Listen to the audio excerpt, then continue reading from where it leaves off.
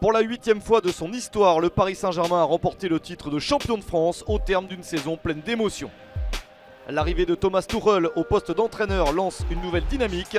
L'Allemand n'arrive pas seul puisque le PSG recrute Eric Maxime Choupo-Moting, international camerounais, Thilo Kehrer, jeune Allemand venu de Schalke 04, Juan Bernat, l'Espagnol, arrive du Bayern Munich et le légendaire gardien italien Gianluigi Buffon.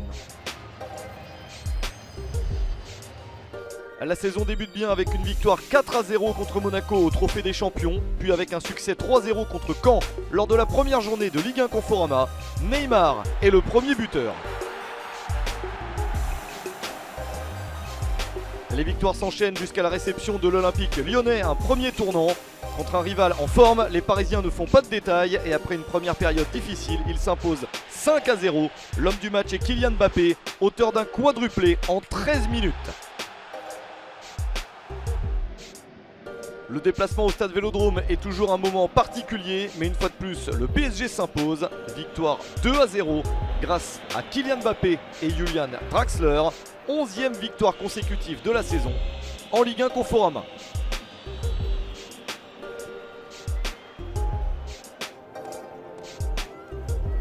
Il faut ensuite aller sur le terrain du dauphin du PSG la saison précédente, l'AS Monaco.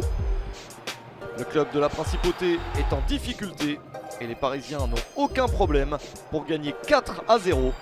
Edinson Cavani signant un triplé.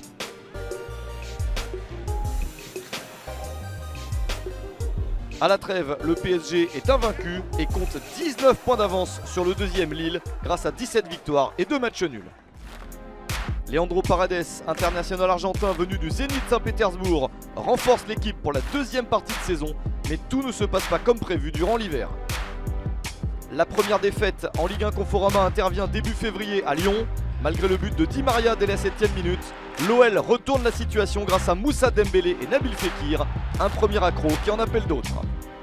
Déjà éliminés en demi-finale de la Coupe de la Ligue BKT par Guingamp, les Parisiens subissent leur plus grosse désillusion en étant éliminés de la Ligue des Champions.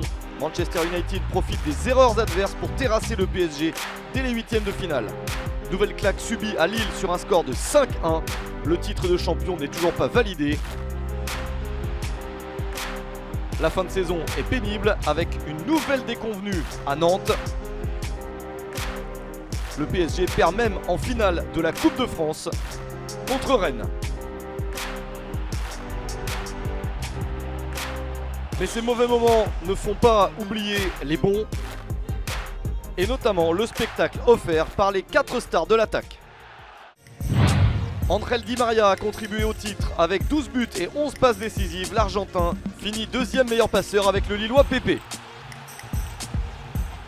À cause d'une nouvelle blessure, Neymar n'a joué que 17 matchs. Il a quand même réussi 15 buts, 7 passes décisives et des gestes de classe.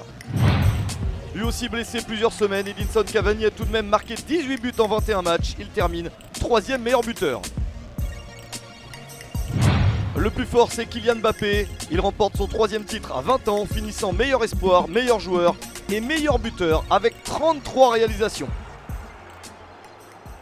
C'est lui qui offre le titre de champion de France à son club grâce à un triplé contre Monaco. Le PSG est sacré à 5 journées de la fin, finissant avec le record de points à domicile sur une saison.